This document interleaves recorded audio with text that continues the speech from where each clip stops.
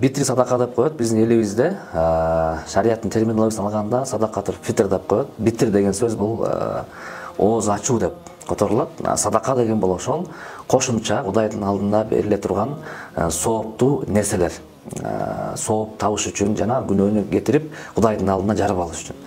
Демек бул нерсе атайын садаканын түрлөрү бар. Садака деген бул жалпы түшүнүк. Садака ошол Кудайдын алдында өзүңдү, жүрөгүңдү, көкүрөгүңдү чынчыл катары Кудай мен сага чын жүрөктөн берип атам ушул нерсени деп мааниси туюндурса, садаканын ар бир түрлөрү бар. Ошол түрлөрдүн арасынан орозого гана тиешелүү болгон азыркы биз айтып аткан битир садака деп аталат. Демек ошол ооз ачканга байланыштуу, орозо армаганга байланыштуу берилген садака болуп эсептелинет.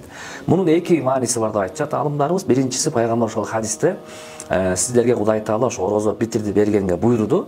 Анткени адамдар ошо орозо армаганда баягы адам болгондон кийин, инсан болгондон кийин ката кетирип коет, кээде жаман сүйлөп алат, кээде ушак кылып алышы мүмкүн, Кудай сактасын, кээде мындай өзү ойлобогон сөздөрдү айтып алышы мүмкүн. Мындайча айтканда көкүрөгүнө ошо орозодо аттейм, ушуларды кылбай эле койсом болмок экен, орозодо ушул нерселерди кылып алдым деп баягы майда барат күнөөлөр болот да, инсанчылык.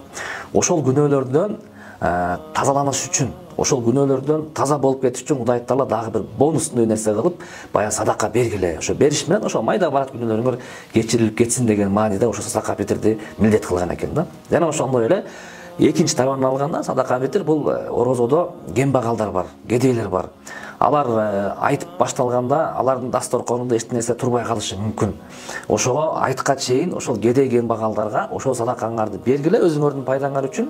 Ал эми кедей кембагалдар болсо ошол алган тыйындарына орозо айтта дасторконго борсок жасап, баягындай дасторконун байытып, майрамдык маанай түзүп, өзүлөрүнө балдарына бир шаңдуу жакшы майрамдык бир жөнөлгө кылып алышсын деп эки нерсени камтыш үчүн Кудай Таала ошол садака битирди орозодо милдет кылган экен. Ошол себептен орозо айтка чейин берип калгыла, орозо айтка чейин берген жакшы деп айтылмат. Орозо айтты ошол кедей кембагалдар бир майрамда калсын деп.